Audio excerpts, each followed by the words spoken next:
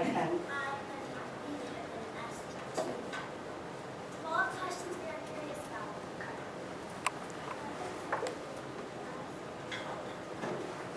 These are fourth graders. This is fourth grade. Oh, I'm sorry. Oh, there we go. Here, we'll try this. I'm sorry. That's not real loud, but the other one won't. Yeah.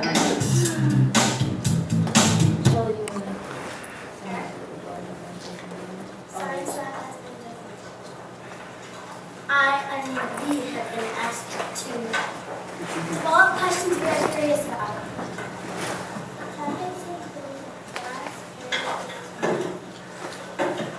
You're right, Jen. And checks if any of our questions can be answered. What is Mrs. Maynard doing? Listening. Asking questions. Challenging our ideas. Keep us working. Why did Mrs. Maynard change? Because we are clever kids with good ideas. To engage us. To spark our curiosity. To show us how science connects to everything. How did Mrs. Maynard finally figure that out? Generation science standards and project with science. What do we think? Science helps this school and us. We love science. Mrs. Jones' class says thank you. Awesome! Let's see how it goes right on the screen. Okay, so that is one of the classes. Excited about project-based science. So we're going to jump right into one of our activities. We're going to begin with our engage activity, which is how can we make the biggest shadow? First activity tonight, you are going to draw and label a design on a piece of large chart paper using the materials I have available, which are folder. You get one tape measure, one folder, one groundhog. Okay? You can change the paper, but please don't, you can cut the paper, but don't cut the groundhog. Okay? And your objective is to see who can make the biggest shadow. So again, we're going to first draw and label your design. On the bottom of the chart paper, explain why you think your team's shadow is going to be the biggest. Test your design and share the design. We'll share out. Share the designs with the whole group. Next step would be with the students, redesign. If you didn't have the biggest shadow and you have a new idea, how can you go back on this big paper, redesign and label, and then in the end, we would write a claim evidence reasoning. We're not going to go through the whole steps, but we'll see how far we get. So we need 5 groups, and actually we'll line up, everybody needs to line up. If you have a January birthday, go to that end of the room. If you have a December birthday, go to that end. June will be in the middle, and everybody else fill in. So go ahead, line up, and I'll call you by number then to form our group.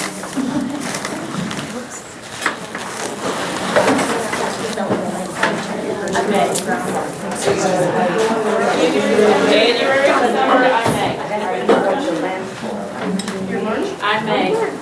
I'm May 30th, and the end of the year is done. March 1st. I'm May 30th. March 1st. All right, I'm 10. March 10th. A group here, a white lamp, cream, and yellow over at the far side. So this will be 1, 2, 3, 4, 5. Okay, your group 1, 2, 3, 4, 5. 1, 2, 3, 4, 5. 1, 2, 3, 4, 5. Go to your hands. Go ahead. 1, 2, 3, 4, 5. Okay.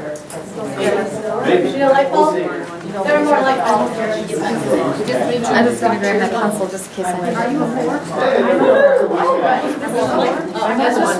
They were concerned about, does it have to be the shape of the groundhog, or does it have to be? Your goal is just to make it as big as you can with the materials you have. And we're looking as big as a Schweitz mountain.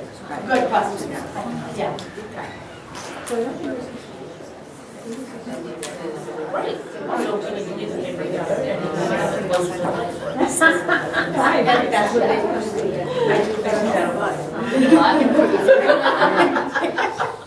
Sorry. We might have done it back in the show. She's laughing. Don't encourage her. I'm a rebel. And that's all from Jeff. Set it up how you think and then draw it, but don't test it until after you have drawn it. Because that leads to the chance to redesign. Well, this was our first idea, and we tested it. Oh gosh, you know, we thought this was going to work for how just being nosy. Try it a new way. Don't change it if it's not working. First, you need to change the drawing before you change your experiment if it's not working.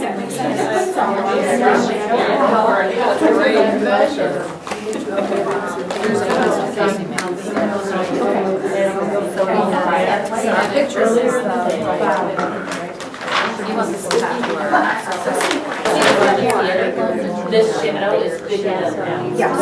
Yes. That's the problem. Yeah, that's right, because when she went off, she was supposed To to see, the shadow is so big, like right here, with where this is at, the shadow is the same size.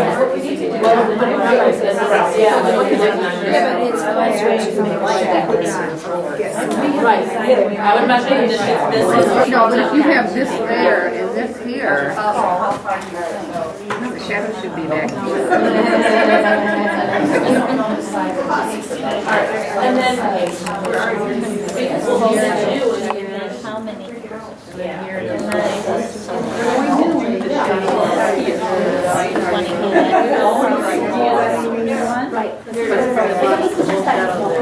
it right at the end.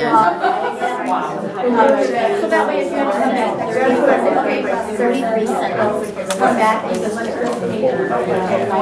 yourself how to set up the experiment, you may have that. We have to draw it.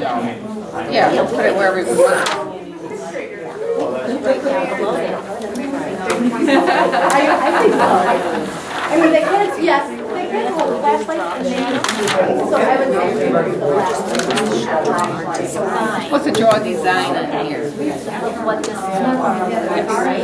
Yes, of what we're gonna test, how we're gonna And test this is the first year I did that Right. in the past. So you were there, I set up the measure, I don't think it's exactly, I had to exactly how far the groundhog had to be. It's all right, that's okay. That's the way to your board. So I just, This way, it's gonna block the you know, light. now we're going to have this. So I don't care about your science. So you're gonna have different, like you're gonna do things, different measurements, right? Because how you test it, right? You're gonna test it, right? You want to try out your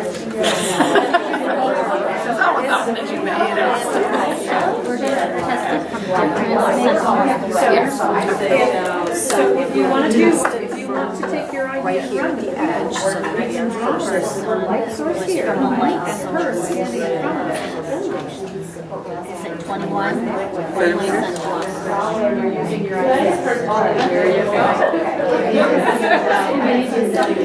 Like 3 times or something, one down here.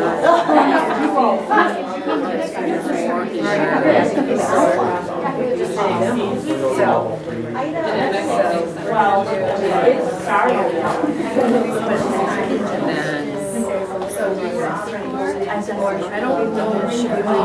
Maybe try here.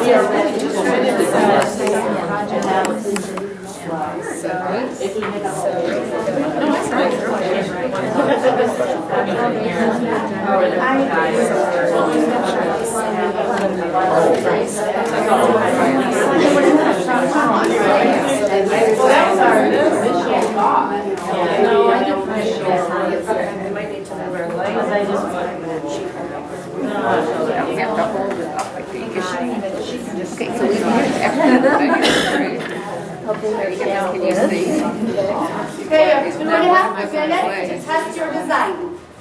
Just in case you haven't yet, we're going to start sharing in about 2.5 minutes. Here. Here, right? Yeah. Yeah, it's kind of hard to see. I'm going to dim the lights. Okay, now we can draw our thing, that's how it comes out, maybe. Okay, what else should be that on one of them? Yeah. Just draw the line. To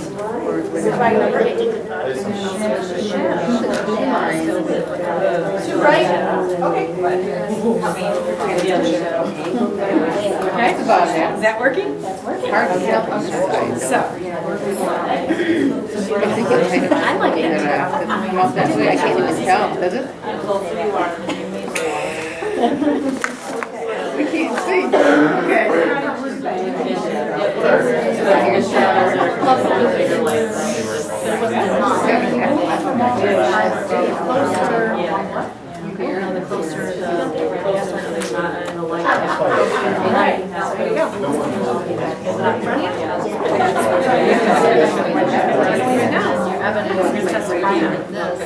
Yeah. That's big. Okay, whichever picture you want. Yep, there you go. There you go. Look at there. Stand here. Just went up 6 inches. Definitely did. Well, if you back it up, it's going to get smaller. You need to get closer. Oh man, you're hitting the ceiling. There you go. But see, we have.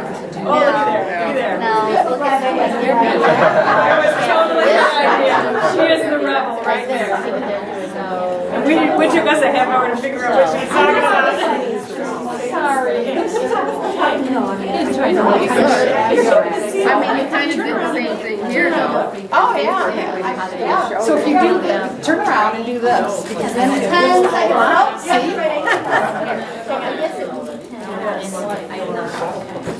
Totally. Oh, no, trauma. Yeah. All right. Okay.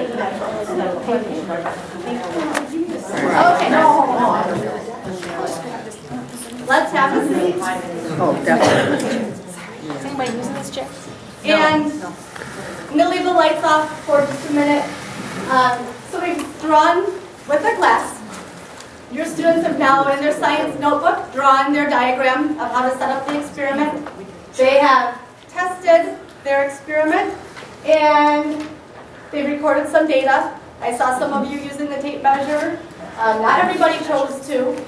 Same thing happened in my classroom. Some kids never thought about how were they going to know if their shadow was the biggest. And they used, we had rulers, but they held the ruler on top of the background, trying to use that as, and then they held the groundhog on top of the ruler. That's it. Now we're going to share the diagrams with the class. So maybe I will turn the lights up, and let's start group 1. Group 1, I'll read it. Let me see if I can read it. hold up your chart. Oh, You have to understand that we don't have any art teachers back here. this is very simple, okay? And it says, we understand that the size of the object is not as important as the distance from the light source. And we just measured at 4 different distances. And as you can see, the shadow started out really, really big and just kept getting smaller and smaller and smaller. Excellent. Okay, so they changed their variable 3 or 4 different times, And for older students, to change the variable and then do multiple trials would be very appropriate. Group 2, why don't you stand up, share your diagram.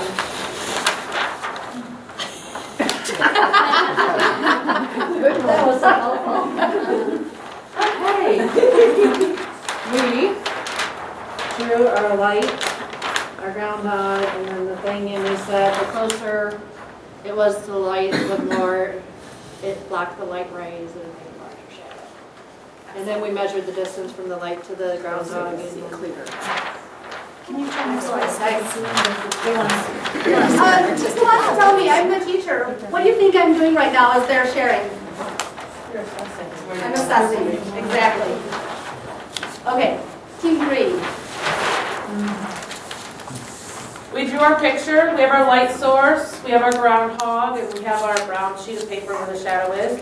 And we know that the closer the source, the groundhog is to the light, the bigger the shadow is going to be.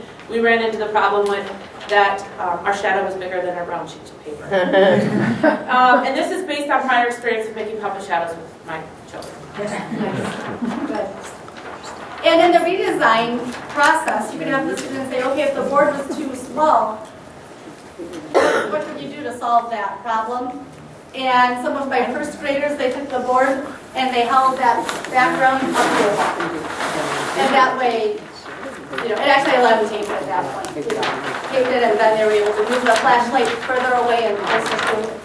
But of course in the next generation science standards and the GLICs that we still are looking at now, the concept is that we want them to know the closer the light source is, the bigger the shadow. Okay, this group, you also find out you guys try to get away with things. It took us a while to figure out what the rebel of the crowd wanted to do, but we figured it out. And we figured that if one of us was holding the groundhog and projecting the light, we would block a whole lot more light, and the shadow would get really tall, and our shadow went all the way to the ceiling. So if you want to know who had the biggest shadow. I didn't think that was cheating, although it took me a while to understand exactly what she meant. But basically, we're creating a shadow with the person who's holding the groundhog, and it was a very large shadow. She was subtle about it as she smashed the groundhog. And when they asked me, this is that okay, can we do that? And the rule, I didn't say they couldn't, I didn't say we couldn't, and right, but there's going to be a student or a group who's going to try to do something like that, and you don't want to say no. She didn't say we couldn't use ourselves. You just don't want to We were limit. thinking outside the box. Think outside the box. Okay. We were trying to think inside the box, and she kept pulling us out. She finally pulled us out, and that's what we. And it worked. She was right. Okay, this group. One more. Sorry.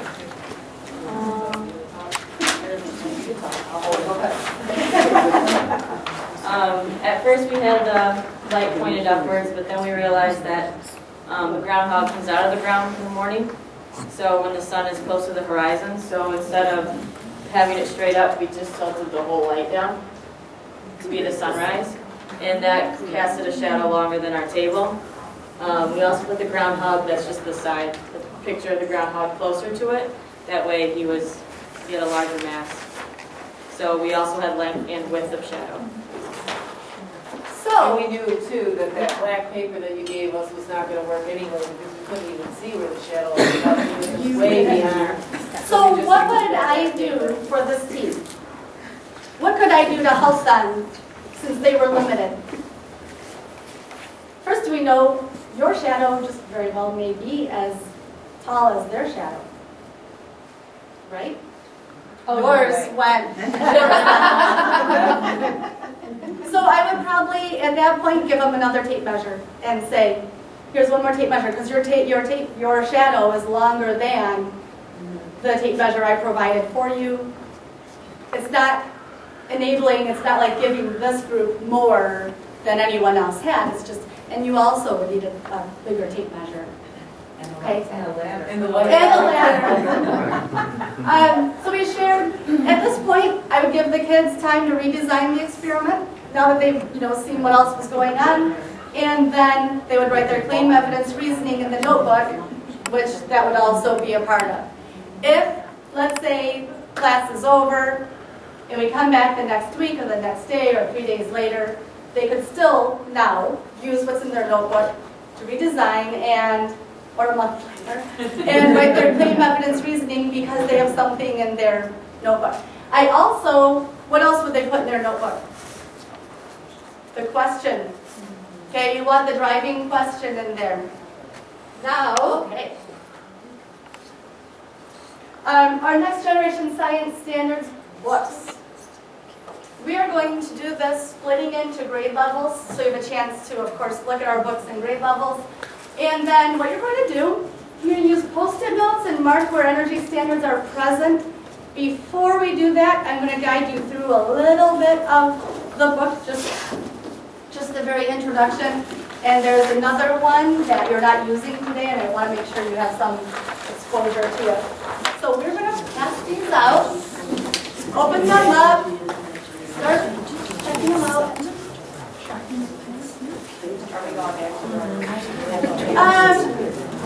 Grade level. So these we can hold up. Unless you want to take the paper with you, fold it up. And let's have, how many kindergarten teachers are here today? Any kindergarten? How about kindergarten teachers? Kindergarten, first grade. Anybody? Kindergarten, first grade? Are you first, I'll be with first or no? We have kindergarten, first, second grade. Second grade. Let's have lower elementary here, because it's actually divided, well, the framework is. We could do it either way. Let's do kindergarten, first, second grade over here. Third grade. The 4 third grade teachers, why don't you come over here? Fourth grade? Any fourth grade? Any fifth grade teachers? Fifth grade and sixth grade? Seventh grade? Middle school? How about middle school back there? And my middle school. You went first, I'm going to take this book first. It's Next Generation Science Standards for States by States. It's the appendix. Okay? You are not doing the activity with this book, but I want to introduce it so that it's not just disregarded, because it's really, really an amazing resource for us as elementary teachers, because we teach English language arts and science and social studies and math. This book is really, really important for us.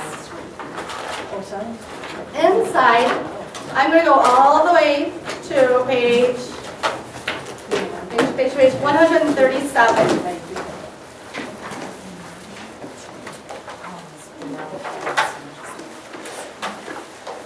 Do grab, if you want to make notes, or you can have those Post-it notes out and make notes if you want. Okay, this is where, I'm just going to read the first paragraph, because it's better than me trying to. Okay, connections to the Common Core State Standards for Math. Science is a quantitative discipline, so it's important for educators to ensure that students' science learning coheres well with their learning in math.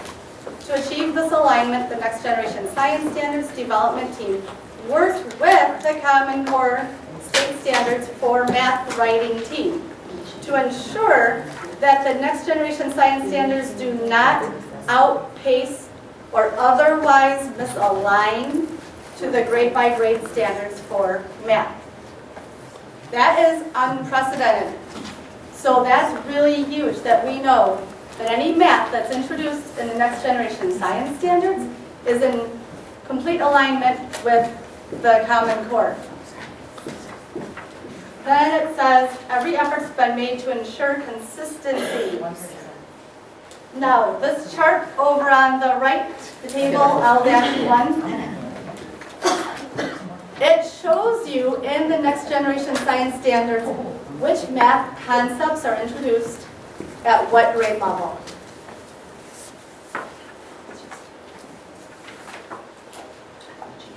And then the next page is on, continue on, about how math is conducted and exactly which standard ties in with our math curriculum.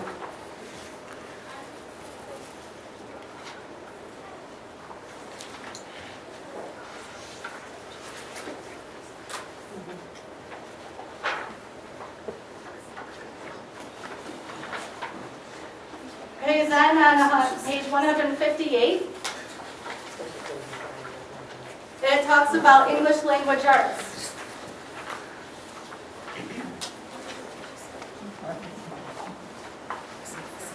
And this is really why we decided to draw in literature with this year's professional development. About halfway down the first paragraph, it says, again, this is for English language arts and the science.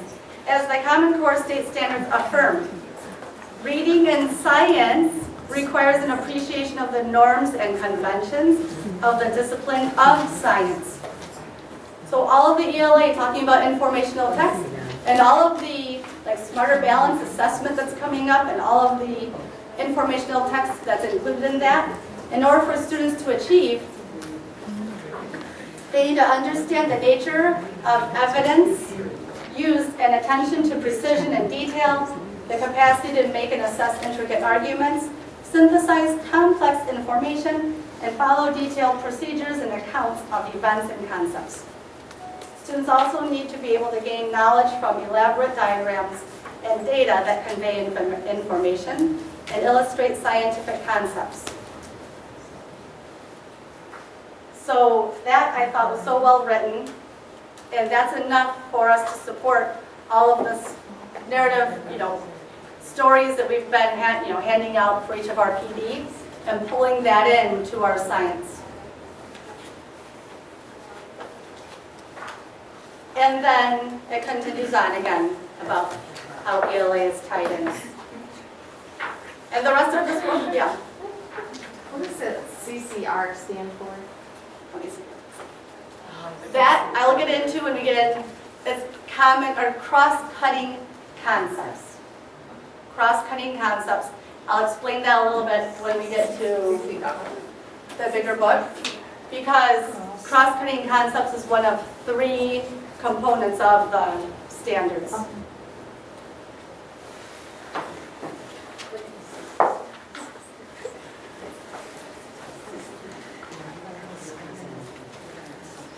It looks like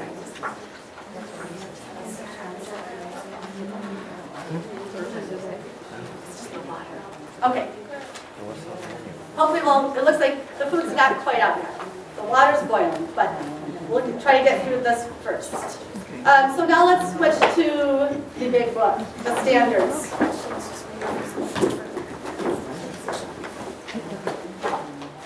Okay, as we go through, as the contents, acknowledgements, there are a lot of people involved.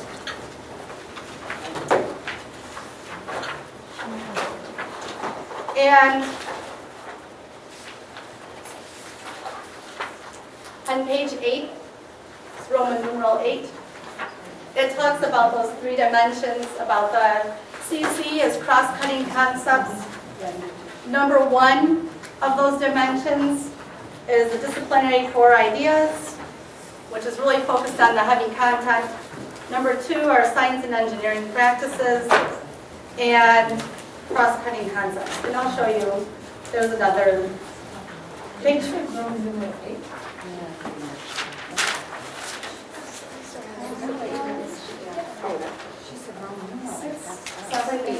Oh, no, no. 13, yeah, sorry, it's 13 right here. Thank you.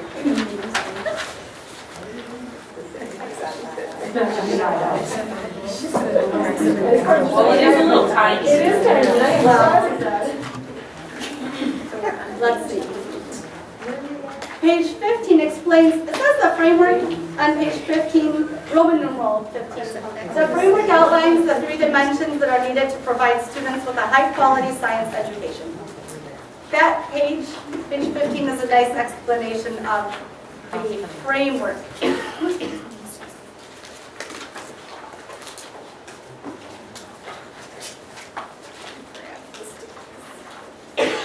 And then a nice explanation of the actual performance standards.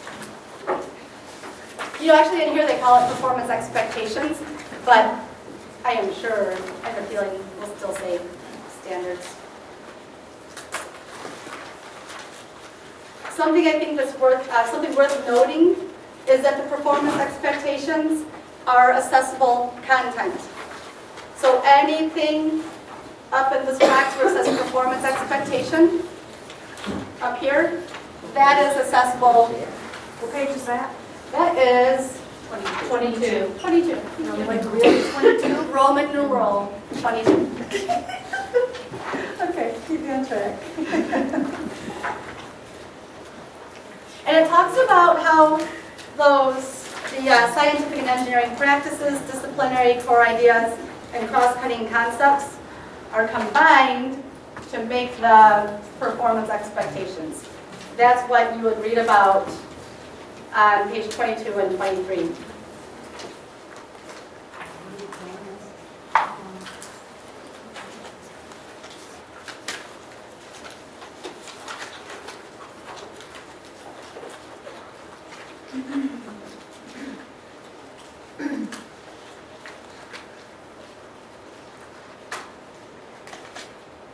Okay, it looks like a lot of you are just about to where it says Next Generation Science Standards, the official page 1.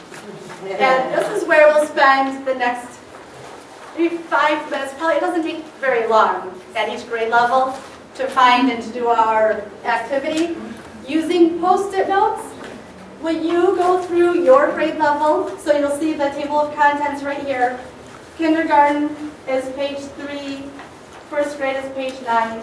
And you're going to mark where, using the Post-it note, where energy standards are present in the Next Generation Science Standards. Yeah.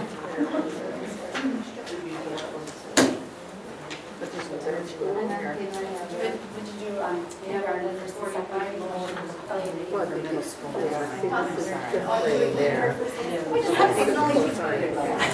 But as a team, you're going to work as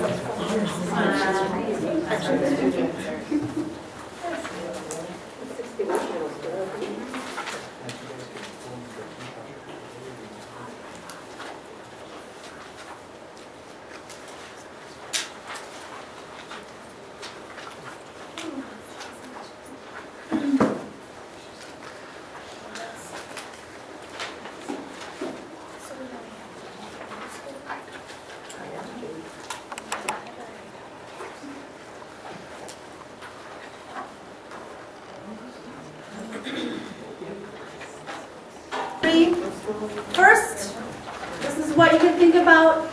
Is energy present at your grade level? Energy standards, performance expectations, and to what extent? So is it just a little bit? Do you find it in physical science, life science, and earth science? Is it only part of physical science? And also any opinion kind of what we are very familiar with the Next Generation Science Standards, so any variations from that. Lower elementary, any thoughts? Is energy part of lower elementary's curriculum? Yes. Okay. And can you give us an example of how energy is going to be communicated or taught? Well, kindergarten, it basically just wants us to look at how sunlight affects the Earth's surface, and it says just by relatively measuring warm or cooler, you know, does the sun cause it warmer outside, does it cause it to heat? And how to reduce the warming effect also. How to reduce the warming effect. Okay, next. First, second grade, how did you split up? First grade? Okay.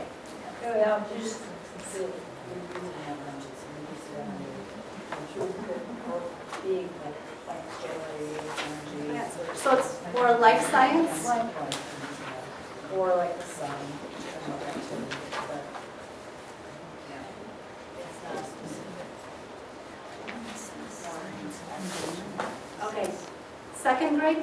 Second grade is life science, and it's conducting investigation and determining how plants need sunlight. Okay. So, like right now, the standards are third grade is when plants, if we focus more on plant energy and light, and that, it's introduced in third grade. So it's interesting, it'll be introduced even younger now. Did anyone have third grade? Third grade teachers. What was your observation of energy in third grade? Okay.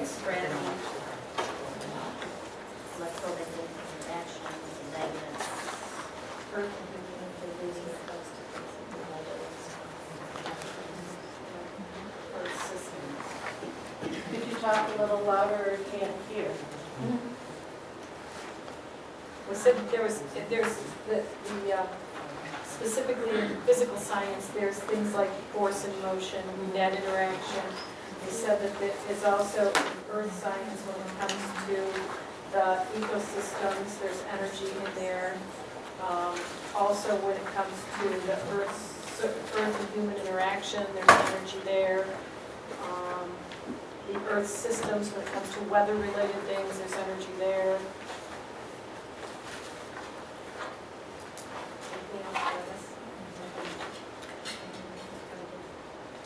Okay. I'm sorry. You said magnets. Did you see anything in lower elementary for magnets? That's interesting. Yeah. They get introduced. That's going a to little change what I later. work with. Okay. This group, you did fifth grade. Fifth grade, there's like chemical reactions and energy from that. Motion, instability, energy of motion and force. Energy in organisms and the flow from that, matter and energy. Energy in matter, in the ecosystem, energy transfer between the systems. The solar system, energy from the sun, and motion and revolution, and it's everywhere. It's everywhere. It really is. Okay, middle school. Where did you find energy? Physical science. Life science. Life science. Those kind of folks. Nothing for earth science. Okay, not in earth science. But I found it in here, under Earth systems, the flow, Earth's geosystems operate by modeling the flow of energy, and then energy and matter, and then Earth and human activity, natural resources, uses of land, energy, mineral, water resources, so Okay. it's in all of them. Yeah. Right. Good. Thank you for sharing. Something I observed as I was going through, the word energy and the performance expectation, the word energy is not present at all for kindergarten, first, second grade, third grade, not in the performance. It's under headline energy, and they talk about light, and they talk about sound, and they have a whole section of waves, but it does not use the word energy. And so that tells me they are not going to assess and use the word light as energy kindergarten through third grade. It's not until fourth grade that I saw the word energy under performance expectation, and then fifth grade a lot, and on from there. So it's kind of like down here at the lower elementary, we are exposing the students to the concepts and really doing a lot of these engaging activities and project-based science, but it's not until, and a little bit older, we actually introduced the word energy. That reminded me, when we had math session, was it math? We looked at, we looked for English language arts and questions. We looked for where are questions, where are students prompted to ask questions, and we kind of found that lower elementary, it says in the Common Core, there are a lot of chances to ask questions, but then around 4th grade, it's not questioning anymore, it's can you infer, can you determine? And so it's like that expectation is already supposed to be that the kids know how to ask questions. Okay, we are going to stop there. Dinner, I think I saw her cutting lasagna up here. So if you would like, take your things, go back to your own seat, and then let's have dinner. Okay. Let's get back into our next activity.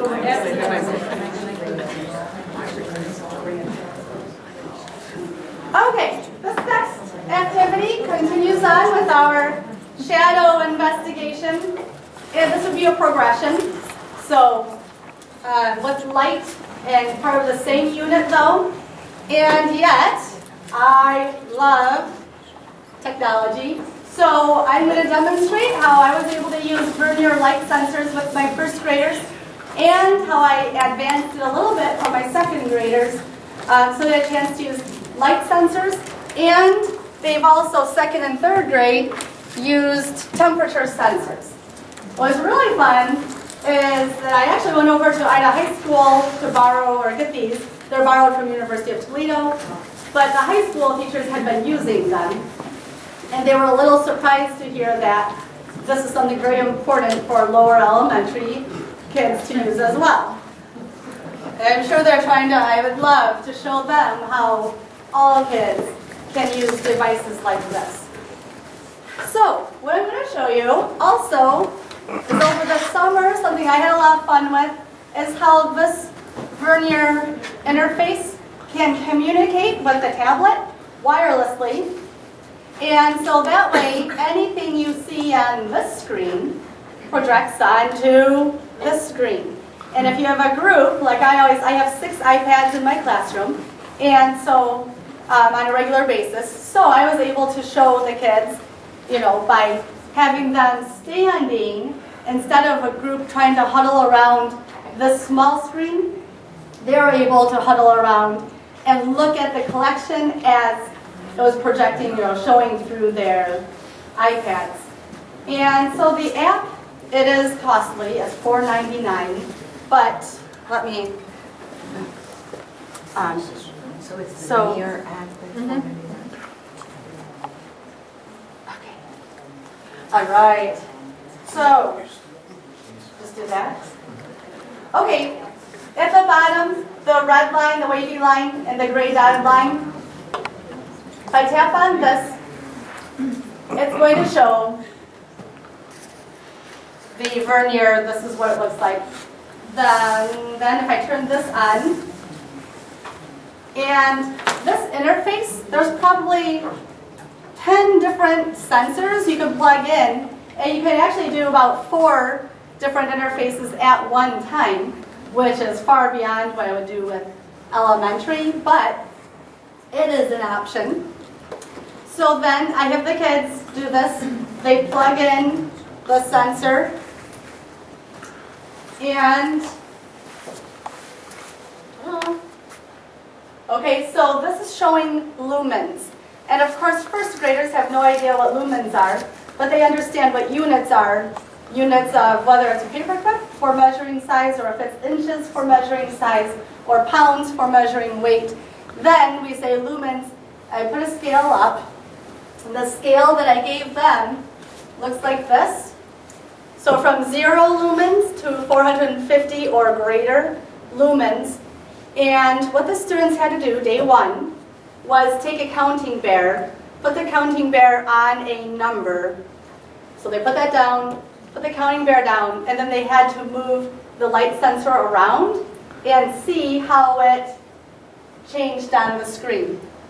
So of course then they found out that the darker, fewer lumens means darker. And I have some great pictures of students standing up, stretching as high as they can, trying to get as close to the light source, which I didn't tell them anything about getting closer. But by them reaching up, they discovered that the numbers, they could exceed 450 lumens. And just that inquiry and engaging them in that activity, their assessment that day was, okay, now on your scale, with a crayon, shade, which is darker to lighter, darker, lighter, show on your paper. And this is one example. This is a nice one. And it was done by a boy, that's Josh. Here's another. They're showing me they understand 0 means darker and lighter at 450 lumens. Here's another example. 0 is dark and light. Here's one that, And I had students come up and explain these. Like this one, maybe I wouldn't understand until he explained that this is really dark and that white is very bright. So that's still good for me to know. First grade, they understand 0 lumens is going to be very dark, and the more lumens there is, the greater light being emitted by the light source. Now, let me see if I can, oops. We'll take a minute and see if we can project it up. If not, we won't spend. So it catches. So this is iPad Air, and that's how you're projecting? Yes. The ISD has Apple. Yeah. Yeah.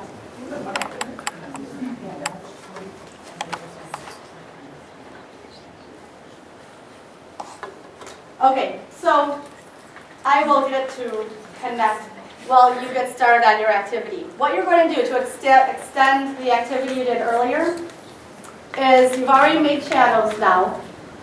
The next is I want you to think about, in your groups, the same groups you were in before, how could you use a light sensor to mark or measure who has the darkest shadow? Right? So who has the darkest shadow? And you'll have the same materials, but you also have additional items over here. You can collect as much or as little. You can use what you want. There are the cardboard. There's blue tissue paper. There is aluminum foil, wax paper, colored plastic, rubber, and felt. I'm also going to give you the same data sheet that my second graders used. So there's the material, and then you fill in the number of lumens. And you'll see at the bottom it says, question, how can we make the darkest shadow? And what we haven't gotten to yet are 2 things. The next step is you're going to do the paper, take it to the computer lab, where I already have, all I have to do is send this to the computer lab. You're going to fold it up, push it out to the computer lab computers, and they're going to enter this so they can graph it. Because all I have to do is plug in the numbers, click on the graph, and they'll see a picture visual of their data table. You print it up, and then come back to the science lab and do their claim and evidence. You'll notice it says claim and evidence. Most of the time, kindergarten, 1st, 2nd grade, we just do claim evidence. I don't have them write out the reasoning. 2nd grade did this also with, the whole, their first lesson, they have the scale for lumens. Then what did you discover about lumens? And they had to, in their own words, I gave them like 4 or 5 minutes to fill in a claim. And this student said the projector light is brighter than the overhead light. This example is the projector light has more or is more lumens than the overhead light. Here it says we proved that the projector light is brighter than the overhead light. This one, we saw that the projector light's lumens are brighter than the overhead. So, and what we don't have yet is their evidence, but just some examples of this activity preceded them then having to measure their shadows. And they had the same things, they had the materials, they had the groundhog, all of that, and that's what they filled in. So, I'm going to pass out to the 5 groups. You'll have the light sensor. This little box you can measure, you can change the sensitivity of the light, the number of lumens, and so I just keep it in the middle. Okay, so if it's between 0 and 600 lumens is what I have it set at. So if you want to move back to your group, so you did the shadow.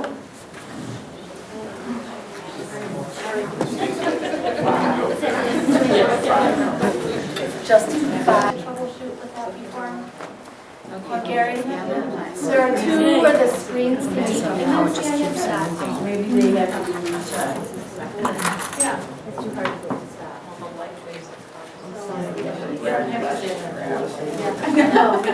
Why did it stop on there?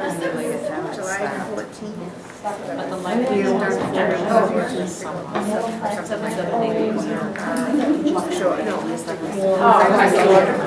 Red and yellow. Red and yellow. So when we're going to put it at 45.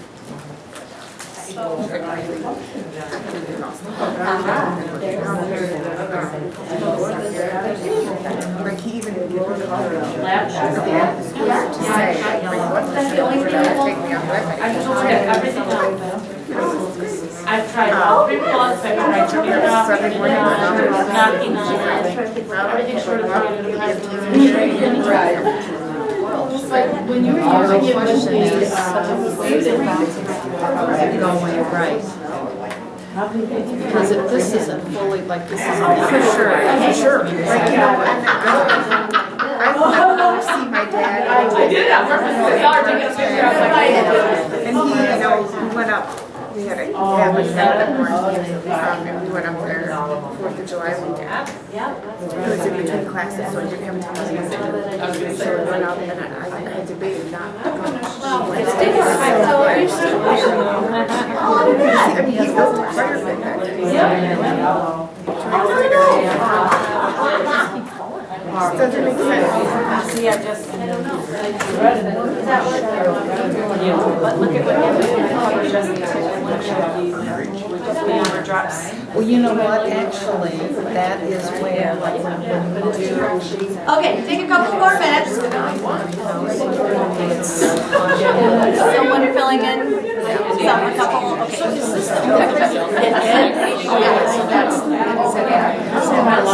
So if I do this, it's 0, right? Is the sensor set in the middle at 0, 2? This isn't set to 0?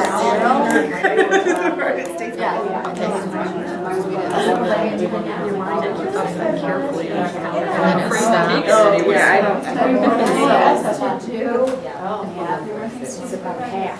There must still be light getting to it from the bright light. So we should probably keep it for 4 weeks.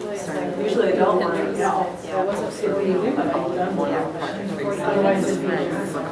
Well, Oh. It's what it's thinking. Oh. We changed the way we did it. But I know they're using it for education. I'll get this tissue again. that's what I've been For everything.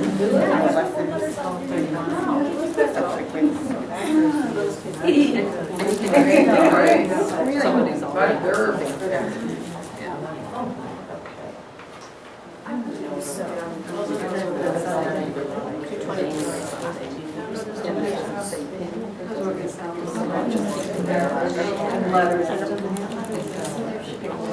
It's something you really should really you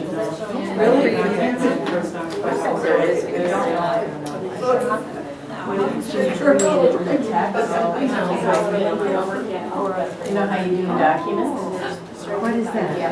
We're talking about Pinterest.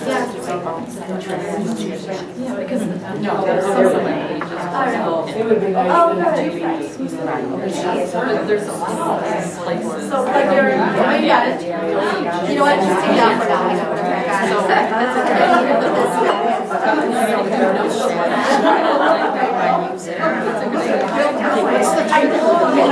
You're right. Streamline way to do it. But you post it that way and then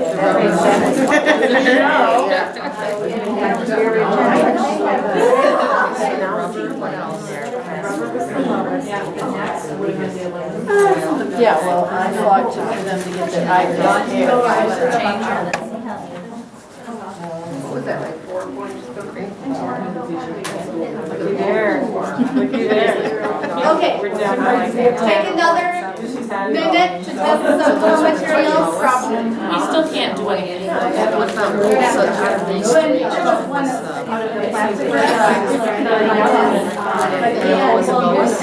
No, we all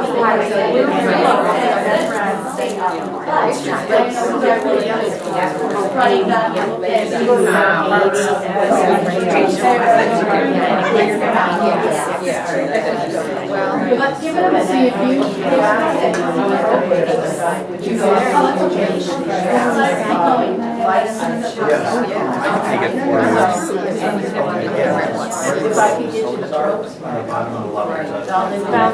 Okay, and then turn the lights back on. And let's finish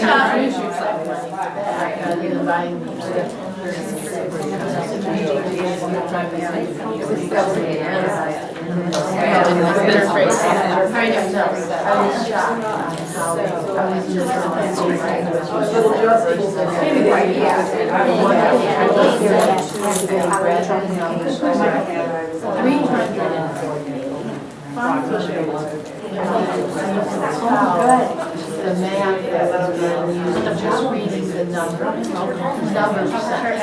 Oh, yeah, that interesting. Versus that year numbers are small. And I just, it makes it, frustrating. I'm trying to, when my kids learn how to save 300, whatever. And I the numbers. And I thought, what if you practice away at the session? Just read the numbers off. Just have it on. So no matter what, more data, you have what you're at. You know what I'm saying? Okay, let's talk about what you found so far.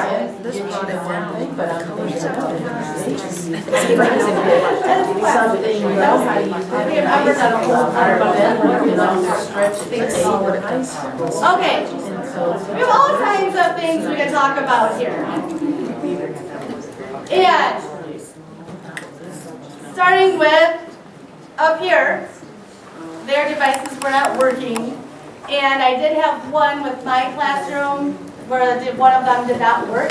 And I said what I did was I took this group and I just I spread them into the other teams. Because, of course, there's always something with technology. You can never assume the technology is going to work. We're hopeful. We've reset them and we'll see. So, and I'm not going to spend too much time now with your conclusions. The idea was that you could continue on the next day with a shadow investigation, pulling in technology, re-engaging the students, but also extending the lesson where they're able to kind of heighten their awareness of making shadows. Something I want to point out is in our Next Generation Science Standard book, under disciplinary core ideas, an example of how this ties in with the Next Generation Science Standards.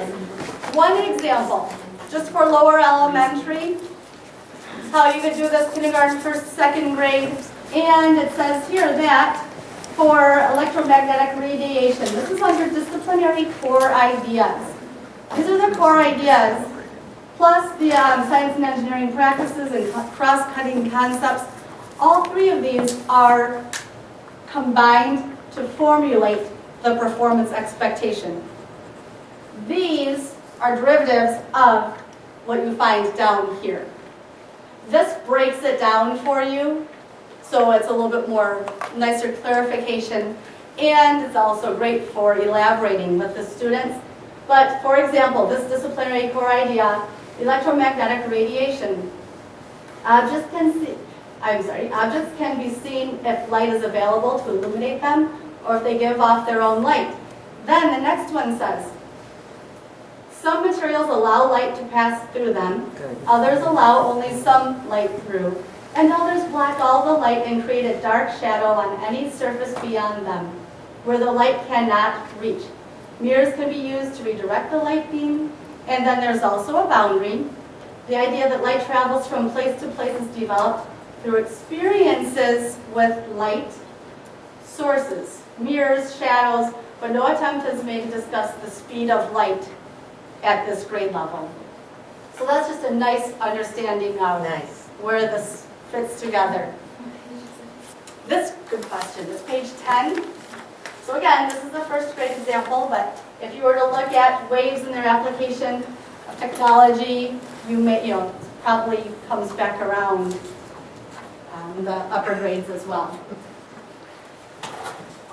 So for the explain part, all of these activities, setting examples of project-based science, is part of the 5E lesson model. And one of our objectives, the first one was identify where energy standards are in the next generation science standards. On the poster over here, it also says we're going to communicate how to carry out a 5E lesson plan. The idea with the 5E lesson plan is that it is just a wonderful way to organize our lessons so that they follow the philosophy of project-based science. It is not how you have to do project-based science, but it just blends. They merge and work together very nicely. So for example, so far today, my engage with you, the first E, was our class shadow, and then doing the biggest shadow. So I'm sorry, the class video and the biggest shadow. That was to engage us, get us excited, hook you in the idea of our objective about light. Exploring. We explored the concept with this investigation. This would probably be a much larger investigation with the students because we would do our design, we would do the steps we did earlier, plus this data collection, then do our graphing, and do a full claim evidence reasoning with our data.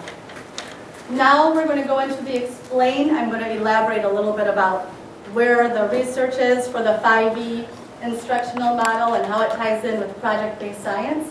And so that's where we're at in the evening. So here we, as an example of the 5E model and what we just did. The engage part, we presented the above question. Explore was testing the materials. Explaining it was creating a graph showing the darkness of the shadow.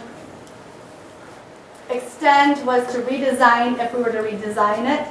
And evaluate. How does the lesson compare to a traditional lesson plan? We're going to move on here. Engage, explore, explain, extend. Notice it's circular and evaluates in the middle because we're always evaluating. We never stop evaluating through every step of our lesson. I also want you to see that you can do this cycle as one lesson.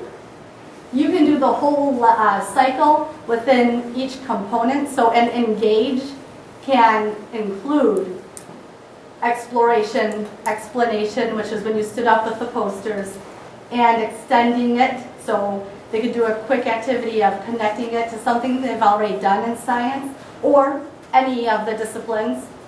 And we are always evaluating. So the 5E learning cycle, it has support for using the 5E learning cycles lesson plan model. Number one, it models the constructivist learning theory. Formative assessment is ongoing throughout the lesson. A formative assessment book that we like to use a lot, or that I like especially, I've used a lot this year, is the Formative Assessment of Science at any Paige Keeley. Fortunately, the University of Toledo has provided us with several Paige Keeley formative assessment books. But the other thing is Monroe, we have that FAME, formative assessment series of PD coming up in March or April. And there's a whole series of 4 formative assessment. Most of these I could use across any discipline, not just science. It always begins with the end in mind, which models project-based science. Jean's PD, our first session, was all about question, the driving question, and then the formative assessment. So that pulls it together. And its origin can be traced back to the early 20th century. There is nothing new about this. It just, we have to keep hearing it. And now, with the structure of the next generation science standards and the way they have collaborated with English language arts and math, it's going to show success. We can really follow it to truth and be assessed on it and show progress. Here's some information about the constructivist learning theory by Jerome Bruner. Learners construct their knowledge based on what they already know. And our reading comprehension activity is completely directly tied to students applying what they already know. Teacher as a facilitator, guiding critical concepts and clarifying misconceptions, which is what I can do as I walk around the classroom. What children know has a big impact on how they perceive and process the new knowledge. So as I am walking around the room, I'm listening for misconceptions. I can make clarifications. Allowing kids to construct the driving question personalizes their perception. And again, Jean did that whole activity with the Post-it notes, and I've used that now several times, where the kids write on a Post-it note their question, and we just did it this week, well last week on Monday and Tuesday, with water, and they put the Post-it note up on the board, we organized it, and then they picked their driving question that they want to investigate. So that's in their journal for when we meet again. Engage, this is your hook. It should be referenced throughout the rest of the unit lesson. You keep coming back to it. Specifically coming back to it. Verbally saying, remember when you came in and this is what was going on. Remember when we watched that video of my students and they were excited about the next generation science standards and how I changed things. That's me looking back and pulling it in again to refresh the kids' memory. And it should make the teacher aware of students' background knowledge and their misconceptions. Explore, this is where students are exposed to concepts in which they apply their knowledge and construct new knowledge. This is student-centered exploration. The teacher facilitates by offering higher order thinking questions, again, at a small group, team by team basis. Addressing misconceptions, guiding questions, leading to a deeper understanding of known concepts. I love to challenge the kids at this point. I love to say, why do you think that's going to work? How is that possibly going to work? Are you sure? Make them feel a little uncomfortable about their idea, because then they're going to look at it a little bit more critically, and it also challenges them to commit to it and really feel good about their experiment, their results. The explain, this is when students explain what they have learned from the explore phase, and this is where you also finally get a chance to talk to the kids.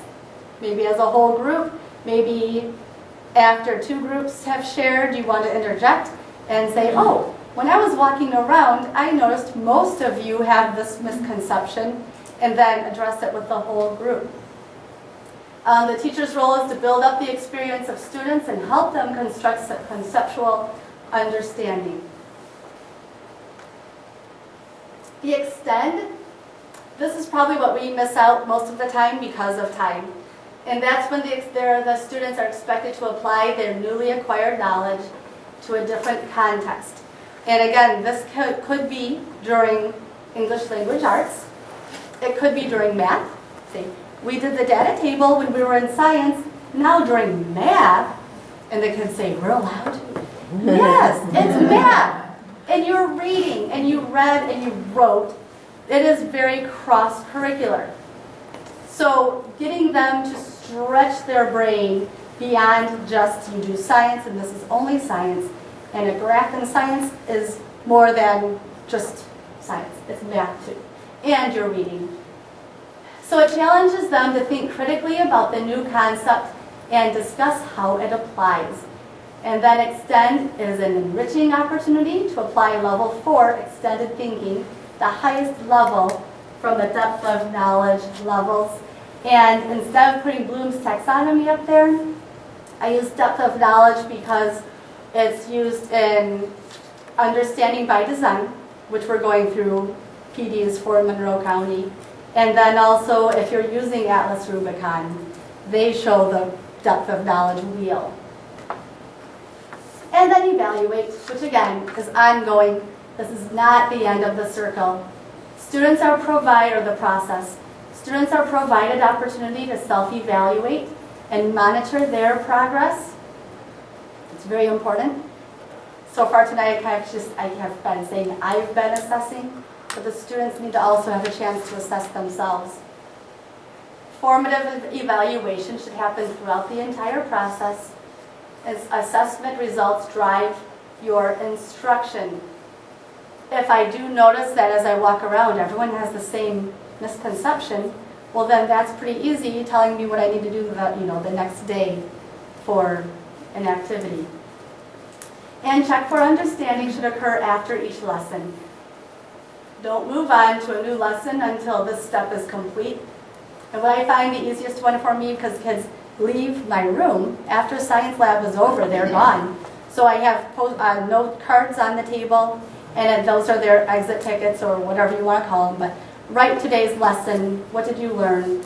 Write 3 keywords, something, and then put your name on it before you line up. And then there's usually another group of kids coming in. But then after school, I have time. And I can go back, shuffle all the kids who get it, they're done, I don't even spend time. But I just pull out the ones that are confused or whatever, So it doesn't take very long because hopefully most of those cards show they have some understanding. And now our extend for the evening is our books. The stories we'll be passing out, it's called My Light. And this is a book I love. I love the narration, but it's also informational text. Our driving question, how does light brighten your day? The reading comprehension strategy is text to self. And teachers, we cannot assume students are making these kinds of connections on their own.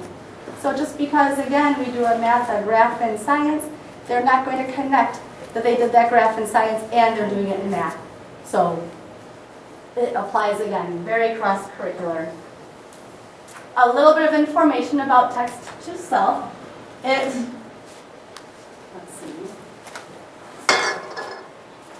supports equity in our education for all the learners by providing explicit instruction, connecting the norms, the students, what they bring from home, and what our expectation is of science in school. In the Common Core, it shows that students are asked to think about how the content they read is relevant to their life now and in the future. And connecting is an essential foundational strategy that students use in order to comprehend at higher levels. So, when you get your book, each of you are going to look through it on your own. And I have an example of this is a lower elementary. I have a couple examples of what higher, middle school, text to self. There's also text to text. So you connect what you've read to another book. There's also text to world. That's a reading comprehension strategy where you take the book you've read and connect it to some global, either event or social studies. But we're going to practice the text to self. Okay, so let's pass out our books, read it independently, and we'll take about 10 minutes, and you can work on the paper here.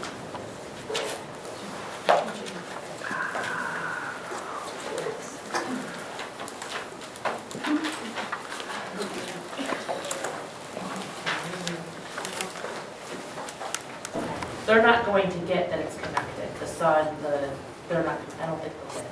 At what age level? 3rd grade. Just, at least my current students, I don't think so. I think it's quite possible, but I think I would probably, when I was looking through it, I thought the same thing. I thought, well, I think if you take it bit by bit, you don't have to sit down and do the whole book. Do it bit by bit, and then explore each bit before you go on to the next bit. Sure. And if you did that, so you read this section about coal, you know, being mined out of the earth, and then you did a 5D lesson model with that concept, and then do the text to self. How does it relate to, or, you know, how can they relate that then to what they read, or what you read to them? I thought this was also just a great example of a picture book that can be used with older kids. That sometimes That's what they were saying. sometimes the picture books just, okay, that is really big-ish, and your kids just kind of chuckle with you and they live through it. But I think this is a really good example of one that's written very well for the grades. It's very fluid. So reading it, as you read it, it doesn't, like you said, you know, you can make it complex, but at the same time, if you just read it, because of its rhythm as you read, it still captivates and holds their attention. And then it's really, the kids will predict, you know, what are these lights and how is the sun connected to those electrical, you know, the nighttime lights that are on in the city. Any other comments about the book? Eighth grade of science right now, and we're doing energy resources. I don't think this would be perfect right now. No, well, And they're doing this was the essay, I think that was energy resources, so great. I'm gonna use it tomorrow. Any other thoughts? Any thoughts about the reading comprehension strategy? Have you used this before in reading class? Okay. Yeah. And how well does that work with the students? It works really well, at least in our school. I think it's a strategy that most of our teachers use in elementary school. Because I was telling her, she's at our middle school, and I said to her, your student theoretically should know how to do this already. You should be able to ask them what's text to self, they should be able to explain it to you. Just the word connections should bring all three of them. Yeah, they should be Yes. able to get that, because we've used that enough that they should, theoretically, if they've gone through our school, most teachers use that, so. And I think it's really wonderful. I love feeling confident that I can use this literature and I am following the standards still that I'm supposed to be teaching, even though, you know, I'm doing language arts, but it's really nice how it's all pulled together now. Okay, excellent, that's great. I just passed out our 5D planning guide. Okay, there should be a front and a back. Will you double check and make sure you have one that has a front and a back? Mine has just Just the front? Okay. well, yours. You probably do. Exactly. There you go. Let's switch. Okay. Okay, so what we're going to do is think back. I'm going to reconnect your engage activity, which was who could make the biggest shadow. And we're going to go through the 5E process. Just by looking at this, you see it begins with the topic, so your date, overall driving question, and the driving question for that specific lesson. So big unit question for the entire unit, and as well as the question you're experimenting, like who can make the biggest shadow. And it says Ohio grade level indicators, but of course we could put anything there for either next generation or Michigan Blitz. The engage. This is a really nice little checklist for engage. What are you doing? What's your hope and intention? You had oh, make sure you have the teacher. We're looking at the teacher side. Are you tapping? Are you hoping to tap their prior knowledge? Do you want to focus the learner's thinking on the concept? Are you hoping to just kind of spark their interest without it being too complicated or technical? The Explore is your hands-on activity.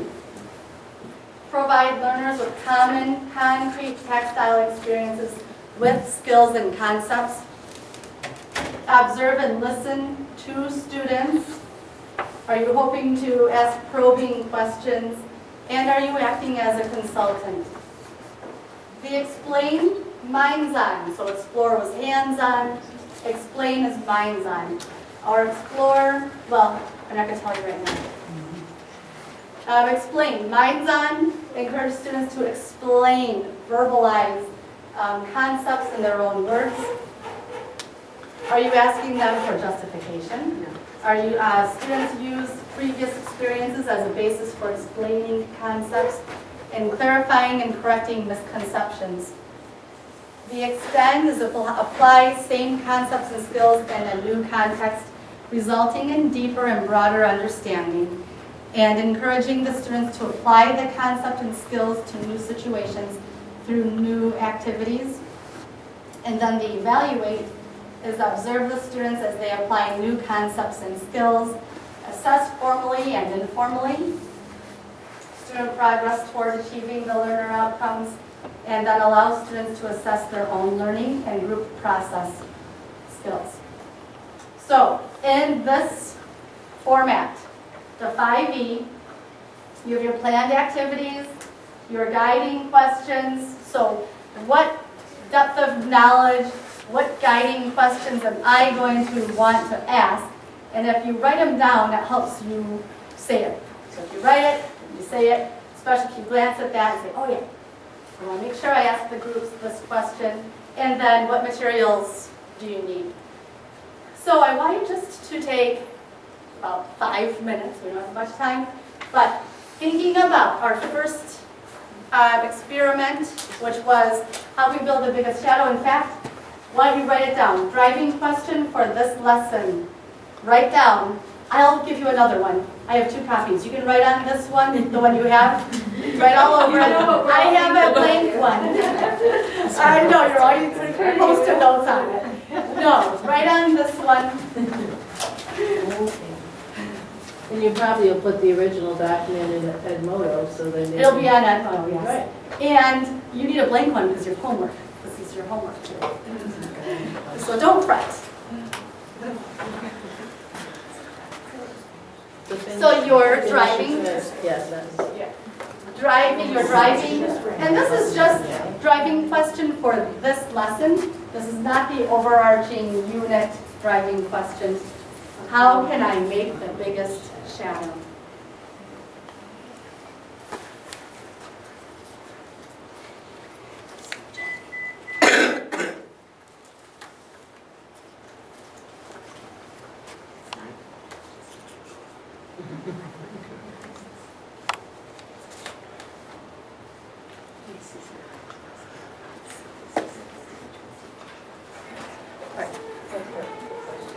So when they were playing with PBS. Okay. Then, I have all the answers right here. But what do you think the engage was for that lesson? Was that the overall driving question or the driving question for this lesson? For just this lesson? Just this lesson? Yep, because the whole entire unit has a overall driving question that kind of is your umbrella. With the same man. So under planned activities, events, what do you think the engage was? And what was I doing? Were you tapping prior knowledge? Were you just focusing, or was I having you focus on learners thinking? Or was it to spark your interest in the topic?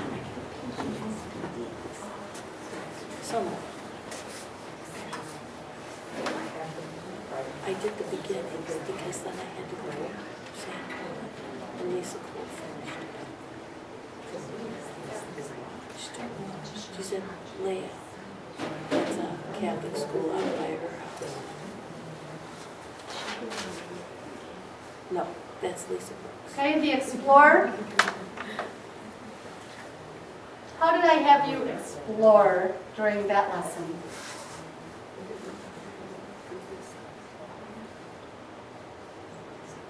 And think about, was I providing the learner with common, concrete experiences?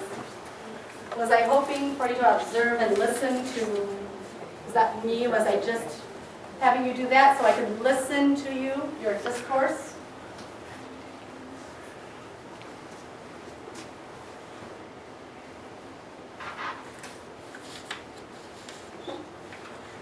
What would the evaluate be?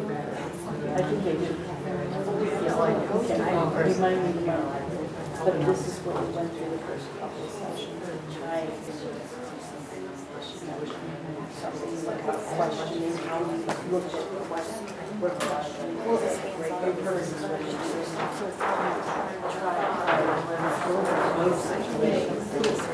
Or idea that shadows and opaque objects.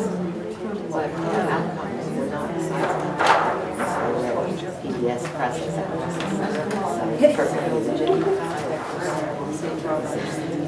DCI is not. Okay. So, how do I make the biggest shadow? Be engaged? I know. This engage was really to focus your thinking. My engage for the entire night, my whole, like the unit plan, kind of the over the umbrella plan, was more spark interest. That was with the video in doing that experiment, the biggest shadow.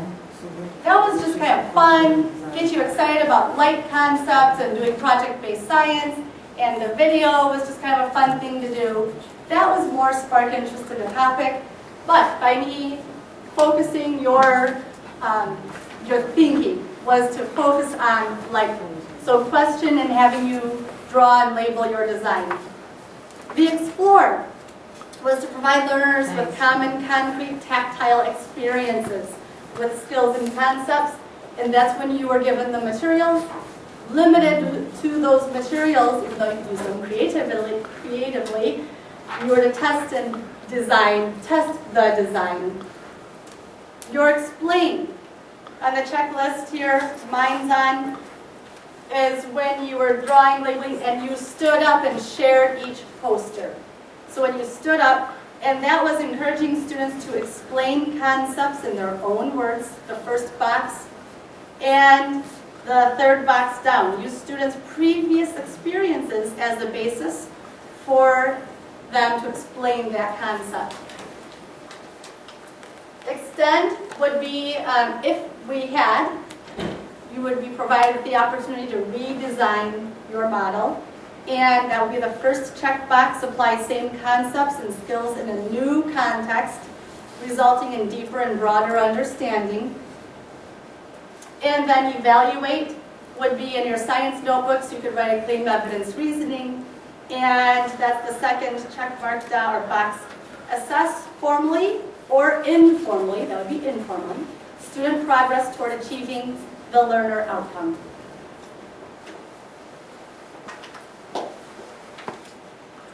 Okay, and so for every step along the way, each of these 5 V's, these are the 5 V's for just my engage. Okay, the class video and sparking your curiosity. Were you thinking about each of these? Probably not. Even as I was walking around, it wasn't like I was burdened down with all of this work. I was facilitating. I was asking guiding questions. I was keeping you on task, just like the students said in the video. That's what they see me doing. And yet, if you look at my lesson, there was a lot going on. So, and that was for my engage, and can go on from there. So you can then add some. You don't have to have a guiding question for every single E. But look at where is it critical for you and your students. Where do you really want to punctuate, exclamation mark, drive it home, you know, with that question. And of course, it's nice to have the materials laid out, especially for science ahead of time. Just a minute, if you flip it over, this is really an interesting piece. And I think this is very critical, probably even more critical than what I am doing, the side we just looked at, and that is what do you expect the students to be doing. So you may actually choose to start on this side. What do you expect the students to be doing during the engage? And what do you expect the students to be doing during the explore? And that puts it back and makes it very student-centered rather than teacher-centered. So this is a very important piece to include. For your homework, I'm going to pass out the 5E, the blank one, and you're going to take a go-to lesson. A lesson you did today, a lesson you feel very comfortable with, and just see if you can plug in the parts of that lesson. Did you engage? What pieces fit, and what pieces maybe could you add or manipulate a little bit to make it work for you a little bit more project-based science. Okay. So everyone will get a copy of this. And in the green book, Janet just pointed out in your green book that you have, I believe it was chapter 3? Well, 29. Page 29, thank you. Okay. Right here, inside your Picture Perfect Science Lessons K5, Chapter 5 is the 5E instructional model. So reference that, Chapter 5, page 29. It talks about the phases of the 5E model. Engaging the students, explore, explain, elaborate, and then the cycle. Okay, so maybe that would be something, that would be your extend. So in addition to doing the 5E, reading that and see how you could connect it to today. That would be your text to self. Read it. And then how does it connect to what you've done? And this one. Okay. Tickets are filled out. Papers will pass out a new 5E. And I think our last evaluate is the 3, 2, 1 activity. So, at the end, will you take out a Post-it note, the large Post-it note? The great big ones. And the great big Post-it note. Says, using the blank 5E lesson O. That's your homework. Which I will post on Edmodo. It'll be under assignments. And 3, 2, 1. 3 ways to apply today's information. 2 questions you still have, and 1 aha moment.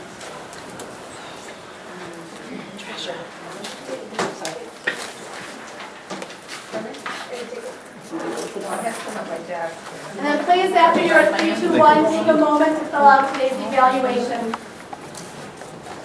And make sure that you realize the disagree is on the left and the agree is on the right. I